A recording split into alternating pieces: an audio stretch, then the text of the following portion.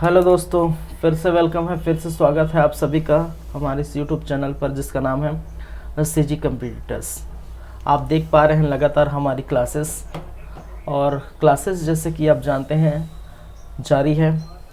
मिडावल history की classes, मध्यकालीन भारत इतिहास काल देख रहे हैं हम, और जहाँ पर टॉपिक चल रहा है दिल्ली सल्तनत, और दिल्ली सल्तनत का 9 पार्ट है, ठीक है, 9वां भाग है।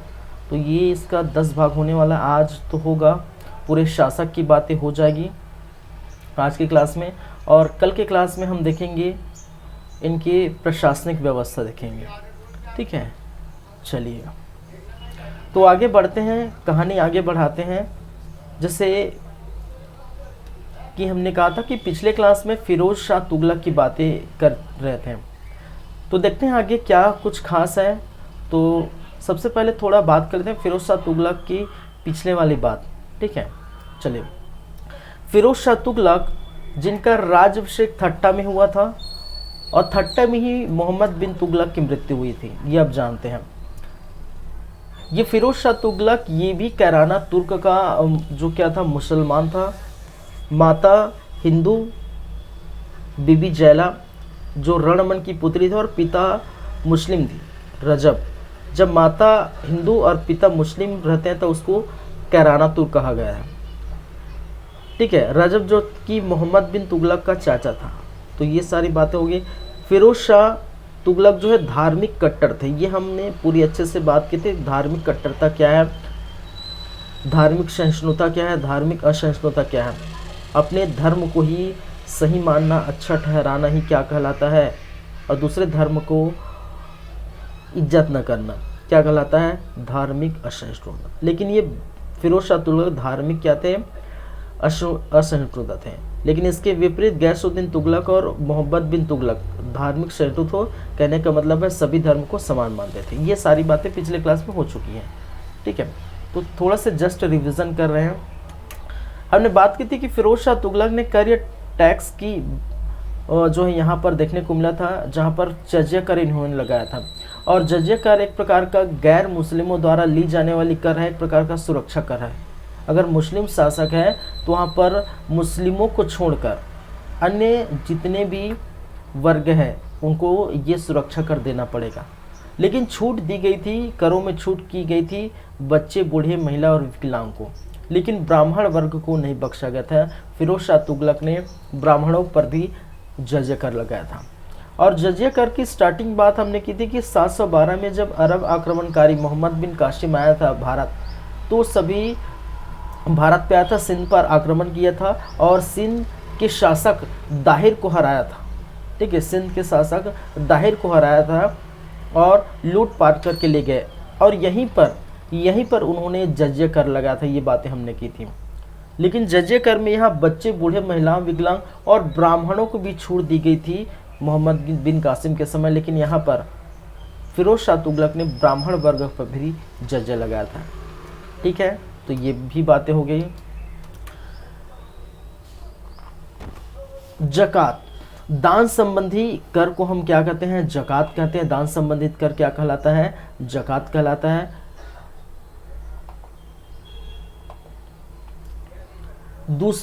तीसरे नंबर पर हम बात करें जकात के बाद, खोज में जो लूटपाट का जो है कर है, लूटपाट के जो पैसे हैं वो 80% किस पर जाता है, सेना पर जाता है, 20% राज्यों पर जाता है।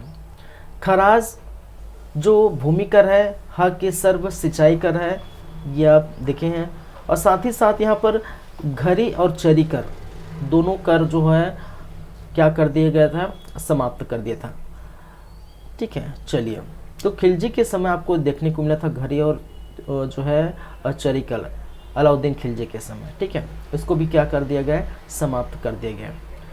उसके बाद फिरोज शाह तुगलक के कुछ प्रशासनिक कार्य थे। प्रशासनिक कार्य में 3 मंत्रालयों की स्थापना की गई थी, जहाँ पर दीवान ए खैरात जो है दान विभाग था, दीवान ए बंदरगाह जो दास विभाग था, दीवान ए इस्तहाफ जो पेंशन विभाग था। दान विभाग में गरीब मुस्लिम वर्ग की कन्याओं के निकाह के लिए, उनकी शादी वगैरह के लिए पैसे इकट्ठा करके उनको, ठीक है, शादी के समय ज़रूरत जो भी गरीब महिला है जो भी गरीब वर्ग की कन्या हैं उनको ये दिया जाता है। दास विभाग की बात करें तो 1,80,000 दासों की नियुक्ति की गई थी इसके अंतर्गत, इस विभाग के अंतर्गत, जिसमें से 40,000 दास सिर्फ निजी कार्य के लिए रखे गए थे। दीवान इत्तेहाब जो है पेंशन विभाग था, इनमें सिपाहियों के लिए जिंदगी भर के लिए पेंशन रखी गई थी। ठीक है, अगर ये रिटायरमेंट हो जाते हैं तो उनको पेंशन दी जाएगी उनके मरते तक। तो ये बातें हुई थी। ठीक है, कुछ अन्य विभाग थे। एक था दार उल सफ़ा जो अस्पताल देखने को मिला था, गरीब लोगों को निःशुल्क इलाज यहाँ पर देखने को मिला था, होता था। दफ्तर रोजगार, रोजगार विभाग का सृजन किया गया था। रोजगार का सृजन करने के लिए रोजगार विभाग की स्थापना इनके द्वारा की गई थी। किनके द्वारा भाई? फिरोज शाह तुगलक, देख रहे हैं, फिरोज शाह के द्वारा की गई थी। चलिए, इनके बाद हम बात करेंगे नेक्स्ट इनकी कुछ अन्य बातें, फिरोज शाह तुगलक के अन्य कार्य।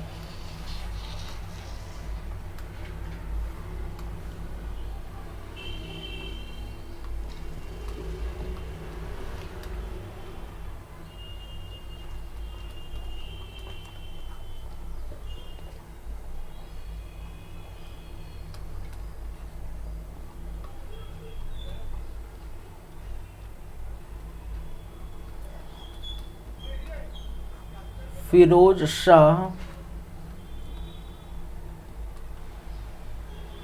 तुगलक के अन्य कार्य क्या है भाई साहब? अन्य कार्य। चलिए,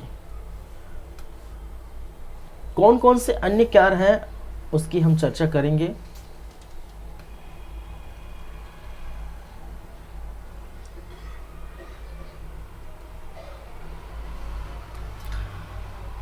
चलिए, पहली बात, दिल्ली के आसपास इन्होंने, याद रखिए, लगभग 1200 फल फूलों की क्या लगाई थी? बगीचे लगाए थे, बगीचे लगाए थे। ये बात याद रखिए, पहली बातें। दूसरी बातें, दिल्ली के आसपास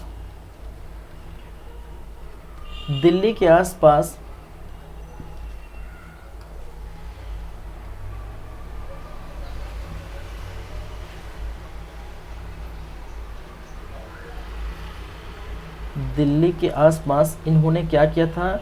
इन्होंने कुछ नगरों की स्थापना की थी। ठीक है, इन्होंने लगभग 300 नगरों की स्थापना की थी। कितने? 300 नगरों की स्थापना की थी।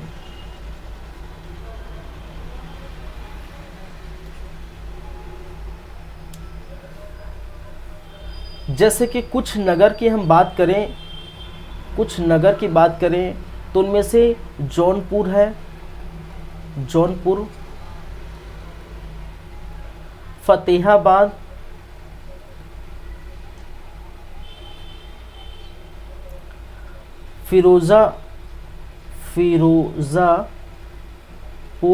फिरोजाबाद,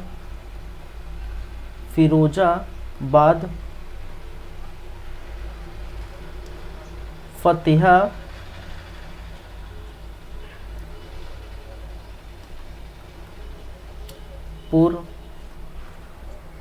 हिसार फिरोजा।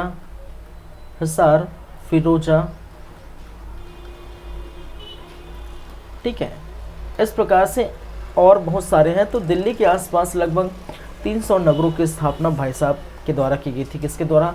फिरोज शाह तुगलक के द्वारा। दिल्ली में नहर खुदवाए थे इन्होंने, दिल्ली पर नहर खुदवाए थे, ये भी याद रखिए, खुदवाए थे।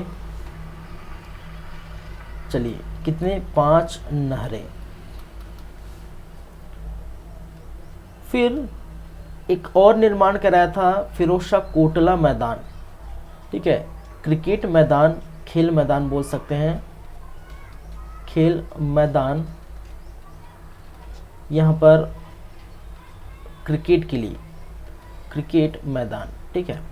अभी ये क्रिकेट मैदान है, क्रिकेट मैदान जिसको कहा जाता है फिरोज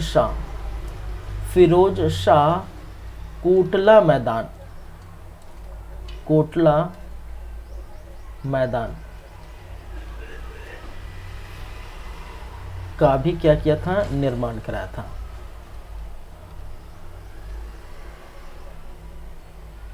था, ठीक है। और अब जानते हैं फिरोज शाह कोटला मैदान को अब जो नाम है वो अरुण जेटली स्टेडियम कहा गया है। उनको क्या कहा गया है, अब नाम चेंज हो चुका है, अरुण जेटली स्टेडियम के नाम से जाना जाता है, ठीक है। अब जो है नाम है क्या हो गया है, अरुण जेटली स्टेडियम। चलिए, उन्होंने कुछ मुद्रा भी जारी किया था, जैसे कि शसगानी मुद्रा,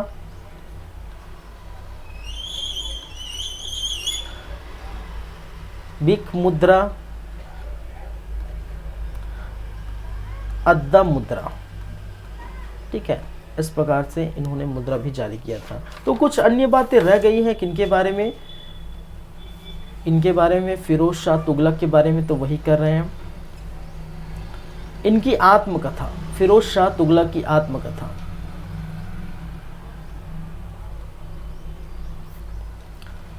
फिरोज शाह तुगलक की आत्मकथा, और वो क्या है भाई, आत्मकथा क्या है,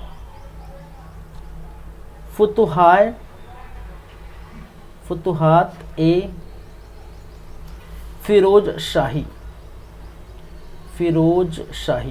फुतुहात ए फिरोज शाही नामक आत्मकथा, जो कि फारसी भाषा में लिखी गई है, ठीक है। किस भाषा में लिखी गई है, फारसी भाषा में लिखी गई है, फुतुहात ए फिरोज शाही।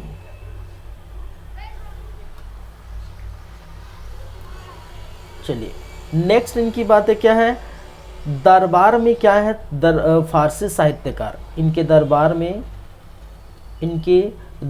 में कौन रहते थे, फारसी साहित्यकार रहते हैं। फारसी साहित्यकारों को संरक्षण प्रदान था, क्या था, संरक्षण प्रदान था। जिनमें से एक है बर्नी, जिनका पूरा नाम है जियाउद्दीन बर्नी। और ये भाई साहब जियाउद्दीन बर्नी जो है बलवन से लेकर फिरोज शाह तक देखने को मिला था, ठीक है। बलवन से फिरोज शाह तुगलक तक जियाउद्दीन बर्नी रहे। इनकी रचना जो है तारीख ए फिरोज शाही है, क्या है, फिरोज शाही। याद रखिए, फुतुहात ए फिरोज शाही जो फिरोज शाह तुगलक द्वारा लिखी गई आत्मकथा है, वो फिरोज शाह तुगलक द्वारा लिखी गई, लेकिन तारीख ए फिरोज शाही जियाउद्दीन बर्नी ने लिखी। वहीं पर दूसरी बात करें तो फतवा ए जहांदारी, क्या है, फतवा ए जहांदारी। और फतवा ये जहांदारी जिनकी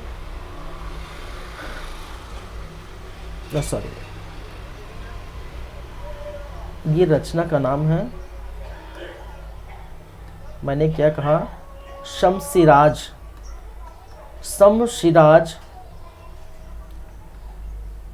अफीफ। और शमसिराज अफीफ ने क्या लिखा है, ये तारीख ए फिरोज शाही को कंप्लीट किया था, ठीक है।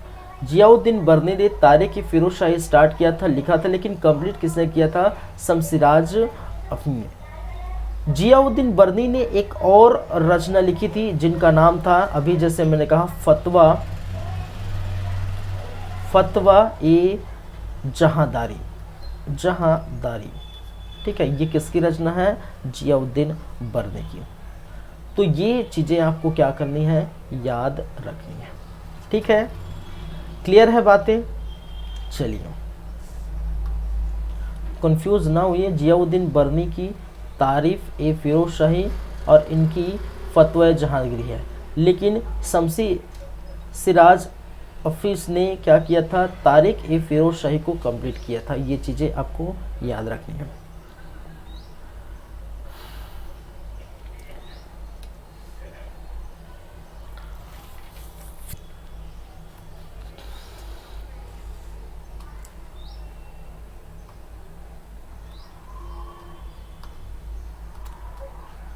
आगे बढ़ते हैं, बात करते हैं फिरोज शाह की मृत्यु। ठीक है, फिरोज शाह की मृत्यु, और इनकी मृत्यु कब हो जाती है भाई साहब, 388। ठीक है, 388 में क्या हो जाती है इनकी मृत्यु। अब मृत्यु के बाद कुछ उत्तरवर्ती क्या आते हैं, उत्तरवर्ती तुगलक आते हैं। और उत्तरवर्ती तुगलक में गयासुद्दीन तुगलक सेकंड है, गयासुद्दीन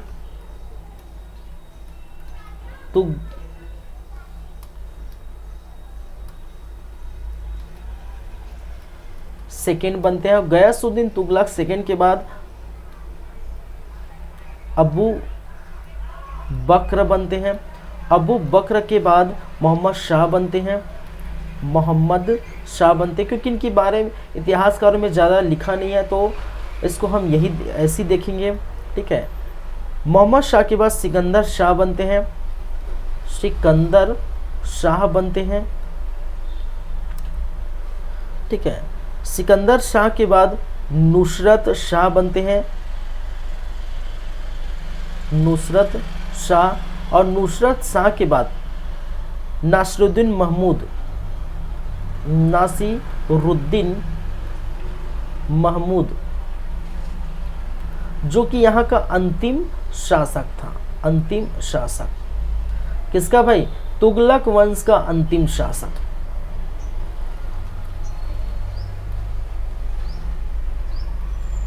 ठीक है, याद रखिए ये सारे, ये जितने आप देख रहे हैं ये सारे उत्तरवर्ती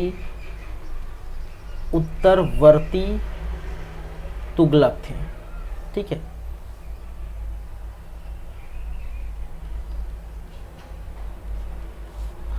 चलिए अब देखते हैं, थोड़ी कहानी पर चलते हैं थोड़ा से।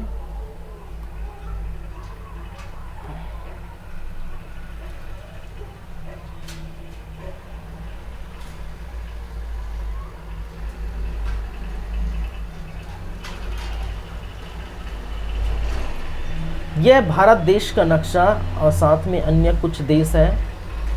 हम बात करेंगे इनके अंतिम समय की बात, तुगलक वंशों के अंतिम समय की बातें। तो इसको मैं पहले थोड़ा से ड्रॉ कर ही देता हूँ क्योंकि प्रॉपर दिखना भी चाहिए।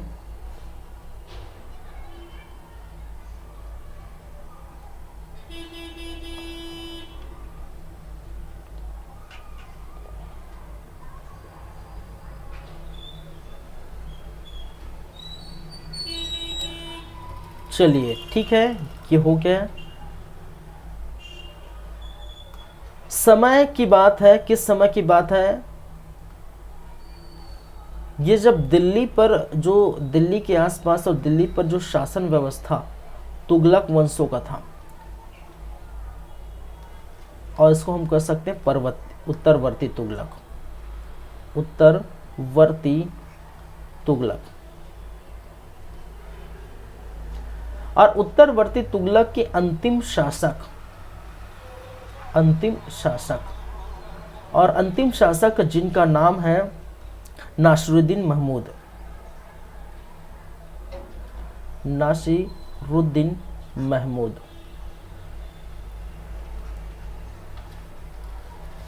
समझिएगा, इस तरफ आप देखेंगे। ठीक है,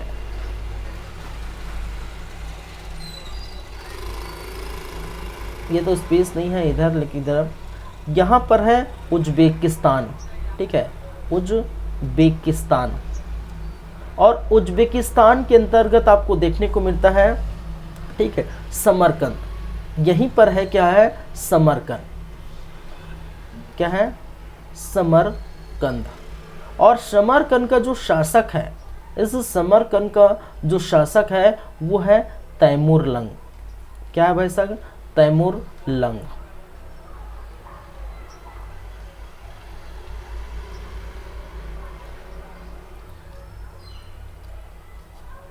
चलिए,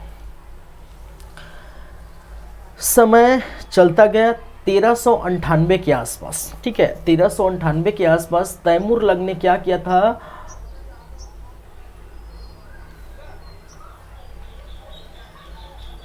तैमूरलंग ने भारत पर आक्रमण किया था। याद रखिए, तैमूरलंग ने क्या किया था, भारत पर क्या किया था, आक्रमण किया था। ठीक है, अब जब भारत पर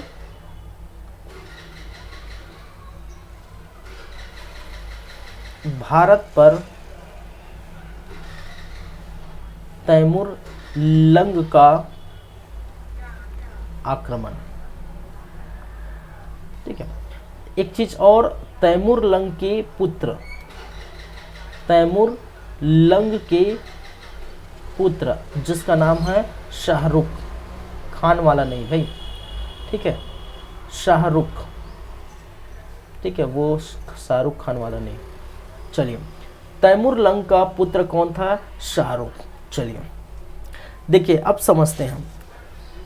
उज्बेकिस्तान में देखने को मिलता है समरकंद। समरकंद जो है की स्थापना आपको देखने को मिलेगा इसी स्थान पर देखने को मिला था, उज्बेकिस्तान पर, और जिनके शासक तैमूरलंग थे। इस तैमूरलंग ने भारत पर आक्रमण किया था 1398 के आसपास, और उस समय दिल्ली का जो शासन व्यवस्था किसके हाथों में था, अंतिम शासक नासिरुद्दीन महमूद के हाथों की बात कर रहे हैं, जहां पर इसको हम उत्तरवर्ती मुगल के नाम से जानते हैं।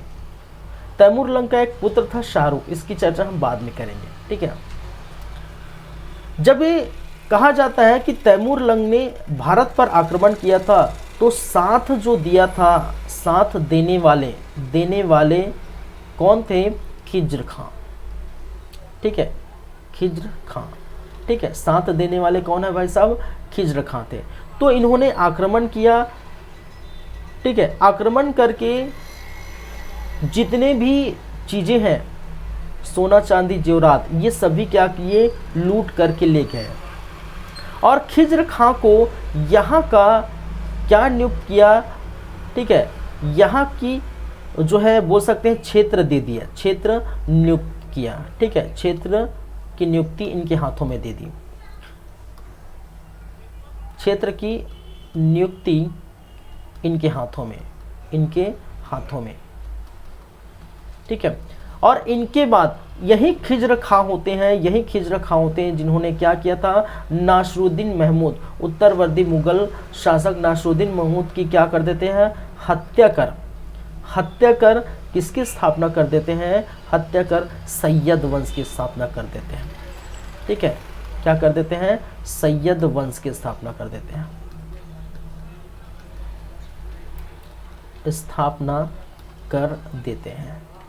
ठीक है। तो मुझे बताना यही था कुल मिला के कि सैयद वंश की स्थापना देखने को मिला था, ठीक है। और ये इन्होंने क्षेत्र इनको दे दिया, और क्षेत्र में आप देखेंगे मुल्तान का क्षेत्र, हासी का क्षेत्र, ठीक है, दीपालपुर का क्षेत्र, ये सभी क्षेत्र इनको नियुक्ति के तौर पर इनको दे दिया। किनको भाई, खिज्र खां को, क्योंकि इन्होंने क्या की थी, भारत पर, ठीक है, आक्रमण करने के लिए इन्होंने क्या किया था, साथ दिया था, सहायता दिया था, ठीक है, जिसके वजह से इनको मुल्तान, हासे और दीपालपुर की जागीर सौंप देती, इनका क्षेत्र सौंप देता है।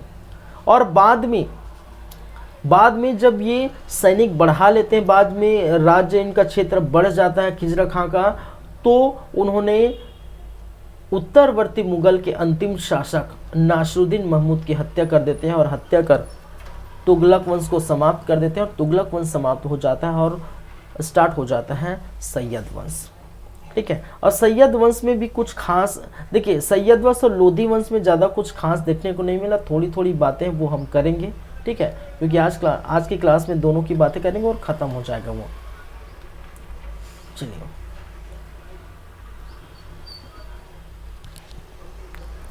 ठीक है, चलते हैं सैयद वंश।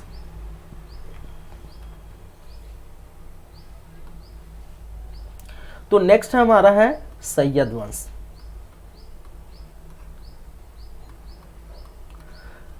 सैयद वंश जिसका समय काल है 1414 1414 टू 1451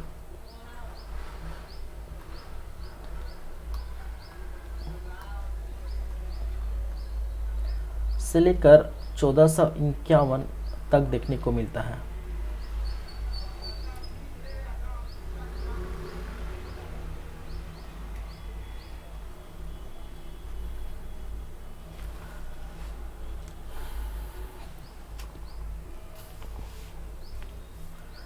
यहाँ की शासक की बात करें तो शासक कौन कौन है भाई साहब?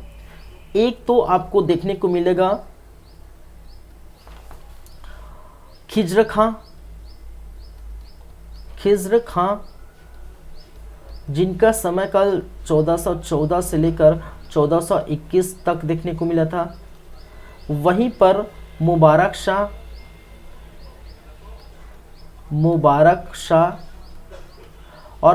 शाह जिनका समय आपको देखने को मिला था 1421 से 34 तक।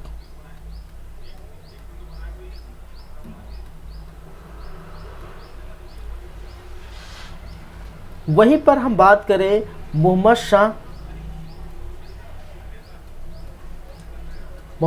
शाह जिनका समय है 34 से 43, 1434 से 1443। और अंतिम में अलाउद्दीन आलम शाह,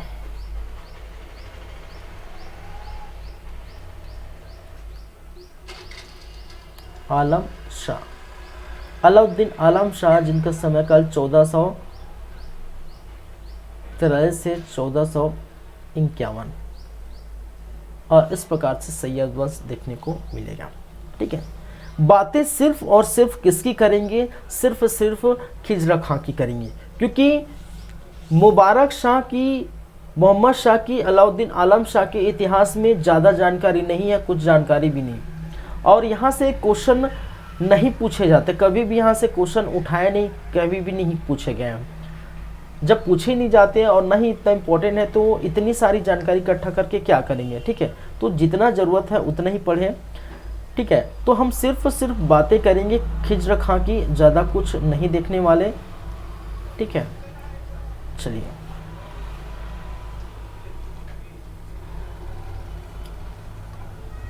खिज्र खां के बारे में क्या क्या बातें हैं वो देखते हैं। संस्थापक है, ये सैयद वंश का संस्थापक है। ठीक है, क्या है? सैयद वंश के संस्थापक है।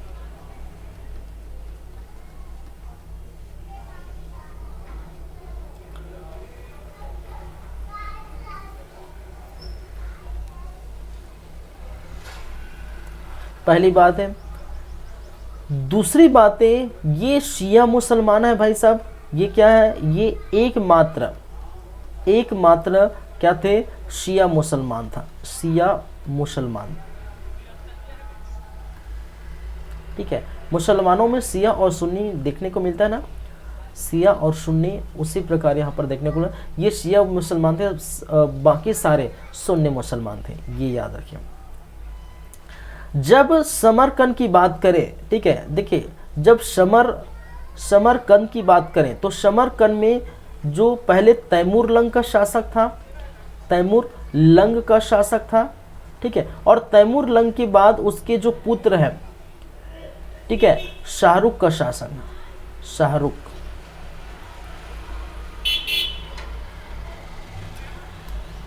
का शासन है समरकंद में। क्या है? इनके पुत्र, किसके? शाहरुख का शासन है। तो इनके पुत्र शाहरुख के प्रति ये क्या है? तैमूर लंग विश्वास पात्र था। इसी कारण से वो अपने आप को क्या नहीं बुलाते थे? अपने आप को सुल्तान के पद धारण नहीं किए। इन्होंने सुल्तान के पद धारण नहीं किए, इसी कारण सुल्तान के पद धारण नहीं किए। नहीं किए, क्योंकि ये किसके प्रति, ये शाहरुख के प्रति वफादार था, शाहरुख के प्रति अपनी कृतज्ञता जो है करते थे, ठीक है, इनके प्रति विश्वास पात्र था। और शाहरुख का जो पिता है तैमूर लंग, वो समरकंद का शासक है, और यही इसी तैमूर लंग के कारण ही खिज्र खां क्या किया था, सैयद वंश की नींव डाली थी, ठीक है। और इसी कारण से ये उन्होंने कभी भी सुल्तान का पद धारण नहीं किया था, लेकिन एक उपाधि इन्होंने ली थी, उपाधि धारण की थी रैयत ए आला, ठीक है, उपाधि धारण की थी जिसको कहा जाता है रैयत ए आला। ये बहुत इंपॉर्टेंट, ये कई बार क्वेश्चन पूछा गया है। रैयत ए आला नामक उपाधि किसने धारण की है, तो खिज्र खां ने रैयत ए आला उपाधि धारण की। और इनका तात्पर्य है तुर्कियों का प्रतिनिधि, ठीक है, प्रतिनिधि। तुर्की कहने का मतलब एक तरह से शाहरुख के प्रतिनिधि की बात कर रहे हैं, ठीक है। चलिए, तो इस प्रकार की बातें हैं, ज़्यादा कुछ है ही नहीं। सैयद वंश के संस्थापक थे और इन्होंने तुगलक वंश के अंतिम शासक को पराजित किया था, उनकी हत्या की थी। नासरुद्दीन महमूद की उन्होंने हत्या की थी और हत्या करके सैयद वंश की नींव डाली थी। एकमात्र सीएम मुसलमान थे। समरकंद में देखने को मिलता है तैमूर लंग की शासनकाल के बाद शाहरुख, उनका पुत्र का शासनकाल आता है और शाहरुख के प्रति ये कृतज्ञता अब जाहिर करते हैं, ठीक है। और इसी कारण से सुल्तान के पद धारण नहीं करते और उपाधि रैयत ए आला की उपाधि धारण करते हैं, तुर्कियों का प्रतिनिधित्व जिसे कहा गया है, ठीक है। चलिए आगे बढ़ते हैं। आगे की बात करें, अब देखिए आगे की हम बात करें तो मैंने क्या कहा, खिज्र खां पहले बने, खिज्र खां के बाद जो बनने वाले हैं मुबारक शाह, ठीक है। और मुबारक शाह के बारे में ज़्यादा जानकारी नहीं है। उन्होंने क्या किया था, मुबारकाबाद शहर बसाया था, मुबारकाबाद शहर की स्थापना इन्होंने किया था, ये याद रखिए। अरे दिल्ली के निकट, कहाँ पर, दिल्ली के निकट इन्होंने मुबारकाबाद शहर बसाया था। और इनके समय एक फारसी इतिहासकार देखने को मिला था, फारसी इतिहासकार आए थे। और फारसी इतिहासकार कौन है, फारसी इतिहासकार जिनका नाम है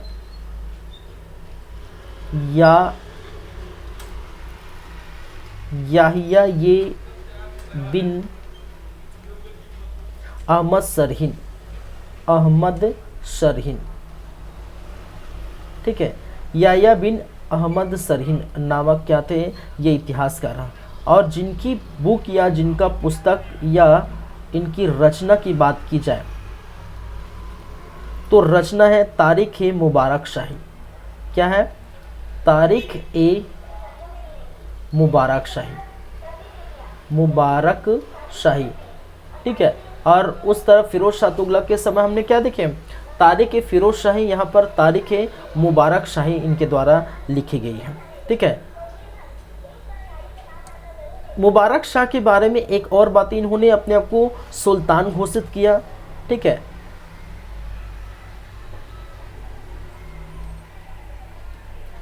अपने आप को क्या किया, सुल्तान घोषित किया। साथ ही साथ इनके बारे में एक और चीज याद रखिए, इन्होंने खुतबा पढ़वाया, ठीक है। क्या है, खुतबा पढ़वाया एवं सिक्के चलाए, ठीक है। क्या कहलाए, सिक्के चलाए।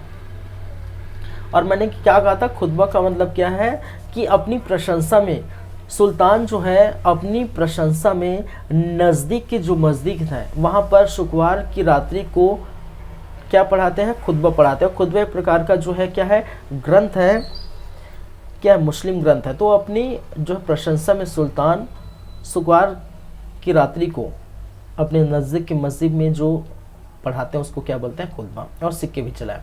तो मुबारक शाह के बारे में इतनी सी बात याद रखिए, ज़्यादा कुछ खास नहीं है, इसलिए मैं ऐसे ही बताया कि मुबारक शाह ने मुबारकाबाद नामक शहर की स्थापना की है और जो दिल्ली के निकट है। फारसी इतिहासकार याहिया बिन अहमद शरहीन इनके अंतर्गत थे, इनके समय थे, और इन्होंने एक पुस्तक इनकी रचना लिखी और तारीख मुबारक शाही, अपने आप को सुल्तान घोषित किया, खुतबा भी पढ़वाया। ये चीज़ें याद रखिए।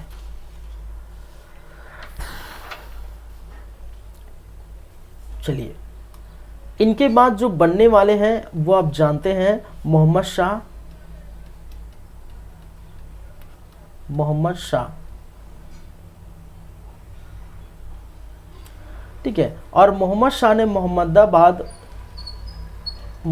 ने एक शहर बसाया था, मोहम्मदाबाद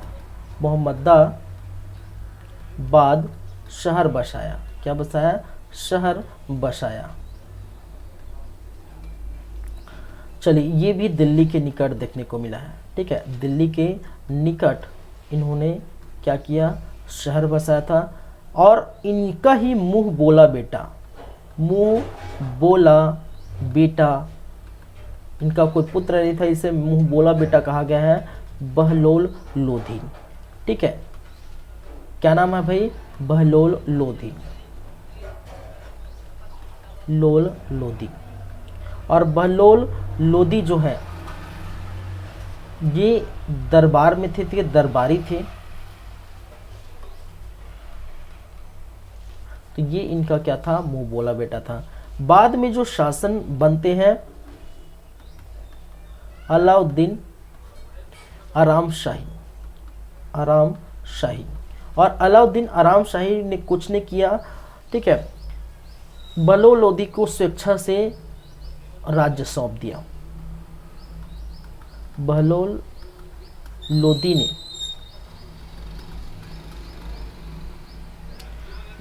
लोधी को क्या किया? स्वेच्छा से राज्य सौंप दिया। और इस प्रकार से ये सैयद वंश की भी अंतिम चरण देखने को मिलता है, सैयद वंश भी खत्म हो जाता है, ठीक है। और बहलोल लोधी जिन्होंने क्या किया था? लोधी वंश की स्थापना की थी 1451 में, ठीक है। चलिए,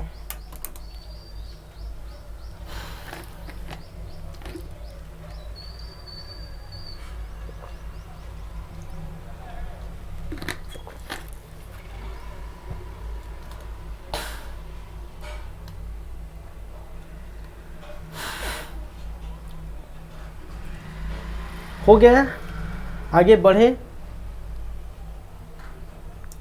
अब देखेंगे लोधी वंश क्या है भाई साहब? लोधी वंश तो मैंने क्या कहा, ज़्यादा कुछ है ही नहीं, जितना ज़्यादा कुछ था अच्छे से पहले हम देख चुके हैं। जहाँ पर गुलाम वंश, खिलजी वंश, तुगलक वंश, यहाँ बहुत कुछ था पढ़ने, लेकिन सैयद और लोधी में ज़्यादा कुछ नहीं है, ठीक है। लोधी वंश जिनका समय काल 1451 से लेकर 1526 ईस्वी में देखने को मिला था, इतने। और आप जानते हैं 1526 में मुगल आ जाते हैं, ठीक है। उसकी चर्चा हम उस समय करेंगे। चलिए, यहाँ पर जो शासन थे, ये सबसे पहले बलहोल लोधी की बात करें। बहलोल लोधी, ठीक है, जो 1451 से लेकर 1489 ईस्वी तक ये शासन व्यवस्था पर रहे। सिकंदर लोधी आ जाते हैं, फिर उसके बाद कौन आता है भाई? सिकंदर लोधी। और सिकंदर लोधी 1489 से लेकर 1517 तक देखने को मिलता है इनकी बातें। फिर उसके बाद जो आते हैं वो इब्राहिम लोधी, ठीक है। इब्राहिम लोधी कौन है? इब्राहिम लोधी, जो 1517 से लेकर 1526 ईस्वी तक ये दिखते हैं। और अब जानते हैं इब्राहिम लोधी के बारे में, आप जानते हैं पानीपत के प्रथम युद्ध में बाबर ने इनको पराजित किया था 1526 में। पराजित करने के बाद ये लोधी वंश भी ख़त्म कर देते हैं, और लोधी वंश ख़त्म होने के बाद ये हो जाता है आपका पूरी तरह से सल्तनत काल, ठीक है, पूरी तरह से समाप्त हो जाते हैं और आ जाता है मुगल काल, जिसकी चर्चा हम उस समय करेंगे। चलिए एक एक करके बातें करेंगे बलौल लोधी की। फर्स्ट हम थोड़ी थोड़ी चीज़ें हैं, थोड़ी थोड़ी बातें, ज़्यादा कुछ खास नहीं है, ठीक है, उसकी चर्चा हम करेंगे।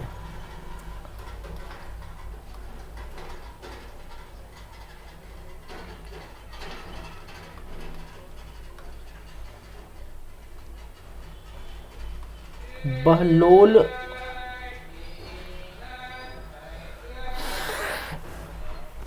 लोधी, ठीक है।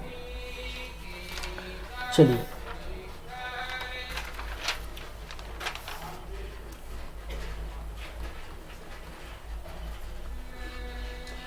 इक्यावन से लेकर 89।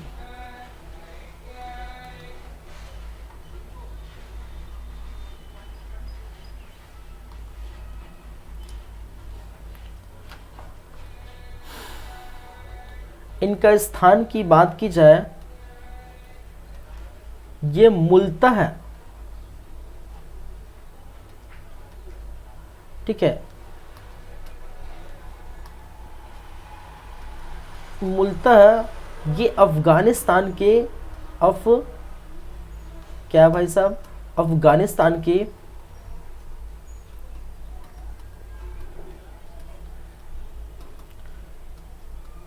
गलजाई कबीले का निवासी था। गलजाई कबीले का क्या था, निवासी था। ये याद रखिए इनके बारे में, ठीक है। चलिए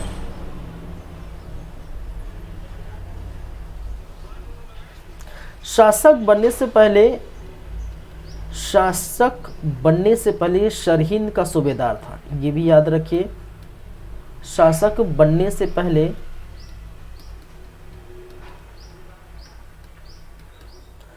क्या था भाई साहब, सरहिंद का सूबेदार था। इनका राज्याभिषेक हुआ था, राज्याभिषेक वो हुआ था 1451 में। तांबे के सिक्के इन्होंने क्या किए, जारी किए, ये चीजें भी याद रखिए। और इस तांबे के सिक्कों को बलौल सिक्के कहा गया है। क्या कहा गया है, बलौल सिक्के, ठीक है। किस सिक्के के नाम से जाना जाता है, तांबे के सिक्कों को बलौल सिक्के कहा जाता है, जो कि अकबर तक चला था, ठीक है, जो कि अकबर तक चला था। ये चीजें याद रखिए।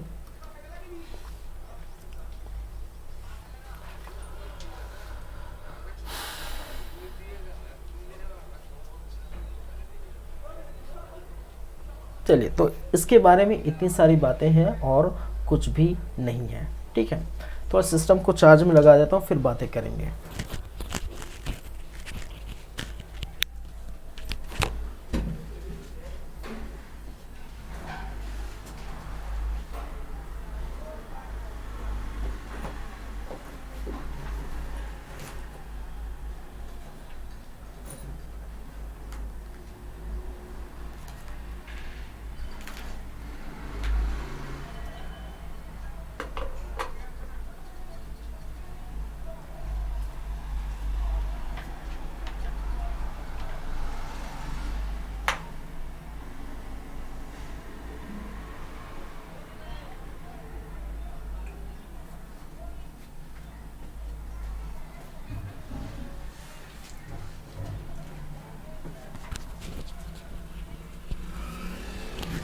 चलिए आगे बढ़ें, आगे की बातें करें।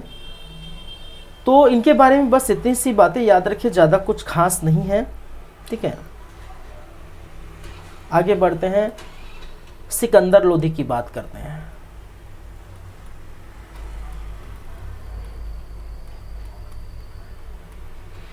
सिकंदर लोधी जिनका समय काल 1489 से लेकर 1517 ईस्वी तक देखने को मिला।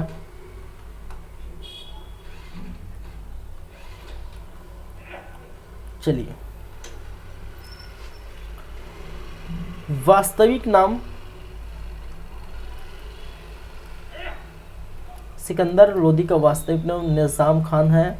क्या है भाई साहब? निज़ाम खां है। पहली बात इनके बारे में। दूसरी बातें, इन्होंने 1504 में क्या किया था? आगरा जो है शहर बसाया था। आगरा शहर बसाए, ये याद रखिए।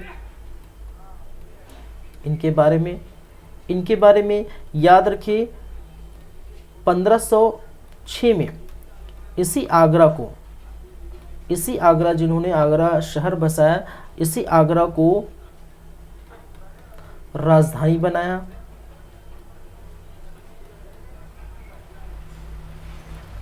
ठीक है। इन्होंने कुछ इनके समय ग्रंथ लिखे और ग्रंथ का नाम है गुलरुखी नामक ग्रंथ लिखे। और ये क्या है? ये फारसी भाषा में। एक क्या है? कविताएं हैं, कविता, और जो क्या है? फारसी भाषा में लिखे गए क्या है? चलिए, इसको मुस्लिम के अंतर्गत इसको कट्टर मुस्लिम कहा गया है। ये क्या थे? कट्टर मुस्लिम थे।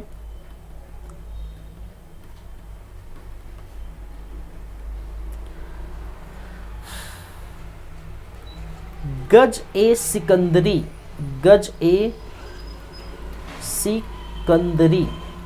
जो कि पैमाना था, मापने का पैमाना था। और इस पैमाना जिसमें क्या की जाती? भूमि की पैमाइश की जाती है, भूमि की पैमाइश हेतु। ठीक है। जैसे भी हम करते हैं ना, अभी भूमि की पैमाइश किससे करते हैं? हेक्टेयर में करते हैं, एकड़ में करते हैं। ठीक है, कितना एकड़ है, कितना हेक्टेयर है ये ज़मीन हम। तो भूमि की पैमाइश के लिए उस समय गज ए सिकंदरी पैमाने के लिए क्या किया गया था? गज ए सिकंदरी देखने को मिला था भूमि के पैमाइश के लिए। एक और चीज़ है लज्जत ए सिरहिंद। ठीक है, एक है लज्जत ए सिकंदरी। लज्जत ए सिकंदरी किसके? संगीत संबंधी ग्रंथ था। ये था संगीत संबंधी ग्रंथ, ये भी याद रखिए। संगीत संबंधी ग्रंथ कौन था भाई साहब? लज्जत ए सिकंदरी। फरहंग ए सिकंदरी एक और है, फरहंग ए सिकंदरी। और फरहंग ए सिकंदरी आयुर्वेद से संबंधित ग्रंथ है, आयुर्वेद से संबंधित ग्रंथ।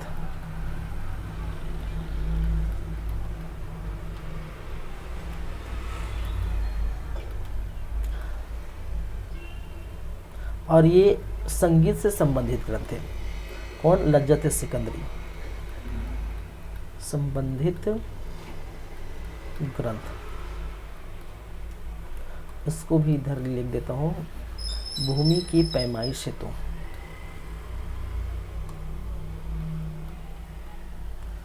भूमि के पैमाइश या मापन हेतु। चलिए, ठीक है। तो चीज़ें देखिए, यहाँ पर इंपॉर्टेंट क्या है? गज सिकंदरी इंपॉर्टेंट है, लज्जत सिकंदरी इंपॉर्टेंट है, फरहंग सिकंदरी इंपॉर्टेंट है। ठीक है, यहाँ पर ये तीन चीज़ इंपॉर्टेंट है। आगरा शहर बसाया था और आगरा शहर बसा के 1506 में आगरा को राजधानी बनाया था। तो यहाँ पर जितना भी पॉइंट मैंने लिखा है सिकंदर लोदी के बारे में, ये सभी क्या है? इंपॉर्टेंट है। भले ही आप बलौल लोदी के बारे में ये सारी चीज़ें याद रखें ना रखें, कोई मतलब नहीं, क्योंकि इनके बारे में ज़्यादा कुछ जानकारी नहीं है जो इंपॉर्टेंट नहीं है, और नहीं यहाँ से क्वेश्चन पूछा जाता है। क्वेश्चन यहाँ से कई बार पूछे गए हैं।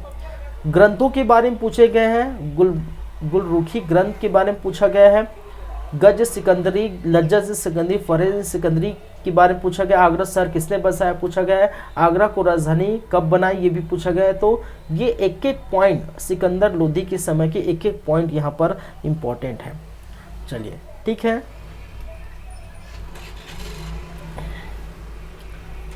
कुछ रोक लगा दी थी भाई साहब ने, ठीक है, कुछ चीजों पर रोक या प्रतिबंध। पूरा लिख देता हूं। सिकंदर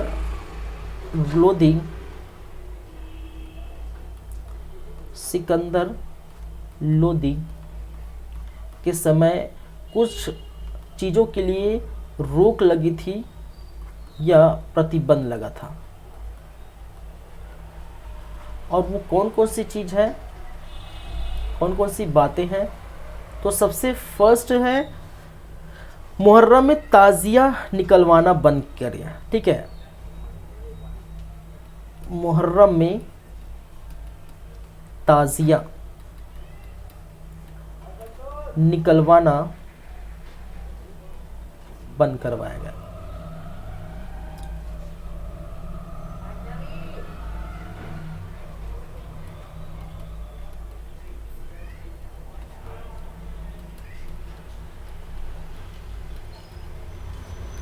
पहली बात है। दूसरी बात है, महिलाओं को पीरों की मज़ार पर जाने के लिए मना की गई। महिलाओं को पीरों के मज़ार जाने पर रोक या प्रतिबंध, रोक नहीं भैया, रोक।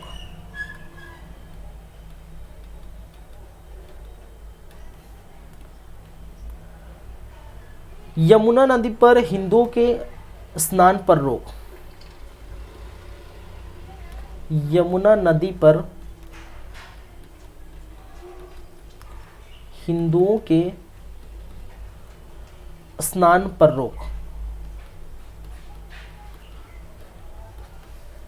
ये सिकंदर लोधी के जो प्रतिबंध लगाए। बाल मुंडवाने पर रोक। बाल मुंडवाने पर रोक, ठीक है। तो ये चीज़ें आप भले याद ना रखें, ठीक है, लेकिन इसके पहले की बातें, कहने का मतलब ये वाली पेज आप जरूर याद रखिए। ये भले ही इतना इम्पोर्टेंट नहीं है, सिकंदर लोधी पे रोक प्रतिबंध लगवाए गए, लेकिन इम्पोर्टेंट है सिकंदर लोधी की ये सारी बातें, ठीक है। चलिए, तो सिकंदर लोधी की बातें हो गई। अब बात करेंगे इब्राहिम लोधी की, ठीक है।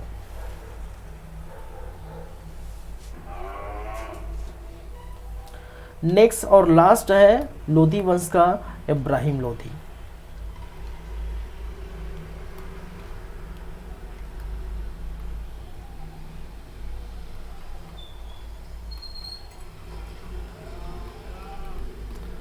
इब्राहिम लोधी जिनका समय काल है 1517 से लेकर 1526 ईस्वी।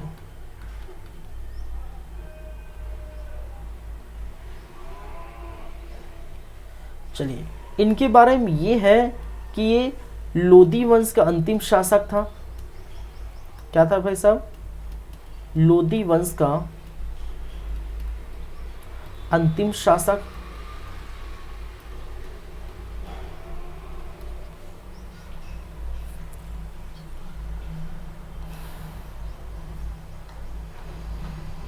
चलिए, कुछ अभियान देखते हैं इब्राहिम की अभियान। अगर इसकी अभियान की बात की जाए, अभियान, युद्ध या संघर्ष जो भी बोल सकते हैं,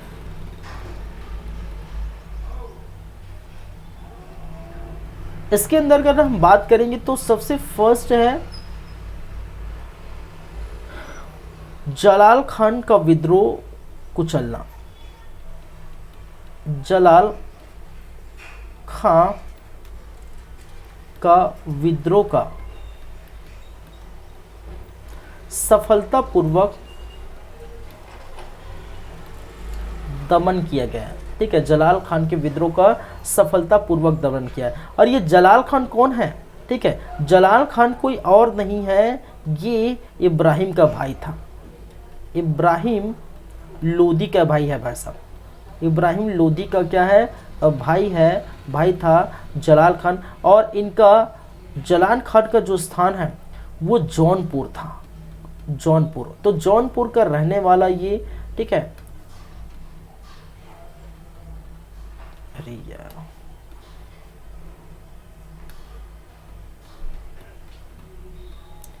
जौनपुर का रहने वाला जलाल खान जो इब्राहिम लोदी का भाई था, इब्राहिम लोदी का भाई था, और इन्होंने इसी के समय विद्रोह कर दिया था, ठीक है। और इसी विद्रोह का सफलतापूर्वक दमन किया किसने? इब्राहिम लोदी ने। ये याद रखिए। चलिए दूसरी बातें हैं कि मान सिंह का पुत्र विक्रमजीत को ग्वालियर पर पराजित किया। मान सिंह के पुत्र विक्रमजीत को ग्वालियर पर पराजित किया,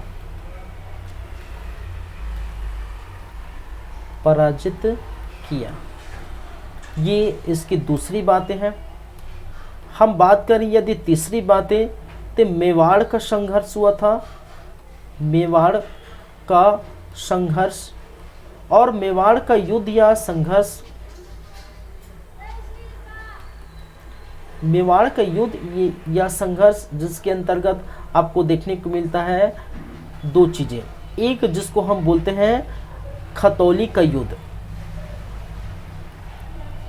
खतौली का युद्ध, और खतौली की युद्ध 1517 में देखने को मिला था, ठीक है। कब हुआ था? 1517 में, 1517 ईस्वी में खतौली का युद्ध, और दूसरा बांडी का युद्ध, जिसको कहा जाता है बांडी का युद्ध, ठीक है। और बांडी का युद्ध 1518 में जस्ट दूसरे साल देखने को मिला था, ठीक है। खतौली की युद्ध में, ठीक है, इन दोनों युद्ध में मेवाड़ के शासक राणा सांगा से इब्राहिम लोधी पराजित हो जाते हैं, ठीक है। याद रखिए, दोनों युद्ध में मेवाड़ शासक राणा सांगा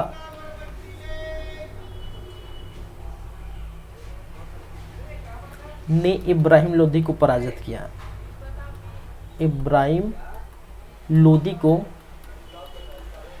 क्या किया? पराजित किया। ये चीजें याद रखिए।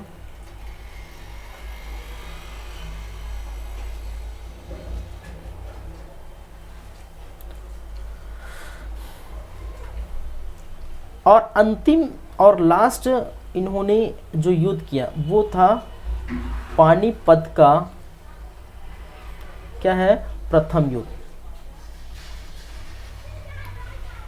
ठीक है। और पानीपत के इस प्रथम युद्ध में आपको देखने को मिलता है कि बाबर ने इब्राहिम लोदी को पराजित कर दिया, और पराजित करके उसको मार डाला, और मार कर मुगल वंश की स्थापना कर दी, ठीक है। तो बाबर ने इब्राहिम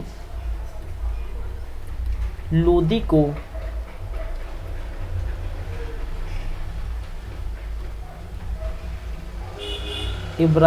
की हत्या कर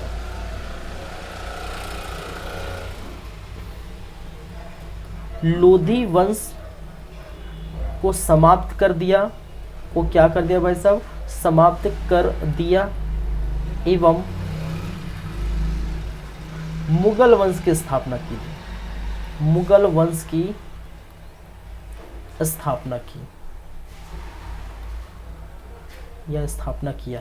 और इस प्रकार से आपका पानीपत के प्रथम युद्ध में बाबर ने इब्राहिम लोदी को पराजित किया, और पराजित करके मुगल वंश की स्थापना की, और इसके साथ ही साथ जो लोधी वंश है वो समाप्त हो जाते हैं, और 1526 में आपको देखने को मिलता है मुगल वंश, ठीक है। तो ये बातें हैं, यहाँ पर यही देखने को मिली कि मुगल वंश की स्थापना अब हो गई है। तो इसका मतलब क्या है? पूरी तरह हम देख चुके हैं, किसकी बातें कर चुके हैं? पूरी तरह जो सल्तनत काल है वो पूरी तरह हम देख चुके हैं, सभी शासकों की बातें कर चुके हैं। सल्तनत काल में सिर्फ और सिर्फ बाकी रह गया है आपकी जो है प्रशासन व्यवस्था, सल्तनत कालीन प्रशासन व्यवस्था। और सल्तनत कालीन प्रशासन व्यवस्था एक क्लास में आपका जो है हो जाएगा नेक्स्ट क्लास में, और नेक्स्ट क्लास में ये हो जाएगा और ये समाप्त होगा। और जैसे ये समाप्त हो जाएगा हम स्टार्ट करेंगे मुगल वंश। ठीक है, चलिए तो इसको रखते हैं यहीं पर। ठीक है, इसको हम क्या करते हैं भाई साहब, यहीं पर रखते हैं, इतना ही देखते हैं। और नेक्स्ट क्लास में हम प्रशासनिक व्यवस्था बात करेंगे, प्रशासन की बात करेंगे, सल्तनत कालीन प्रशासन व्यवस्था। ठीक है, और सल्तनत कालीन प्रशासन व्यवस्था के बाद ये समाप्त हो जाएगा। चलिए ठीक है, thank you class, thank you guys. मिलते हैं नेक्स्ट क्लास में। पार्ट 9 है ये, पार्ट 10 या कहने का मतलब 10वां भाग लेके आएंगे सल्तनत। तो 10 भाग में पूरी तरह से समाप्त होगा सल्तनत का। ठीक है, चलिए ठीक है, thank you guys, thank you class, मिलते हैं नेक्स्ट टाइम।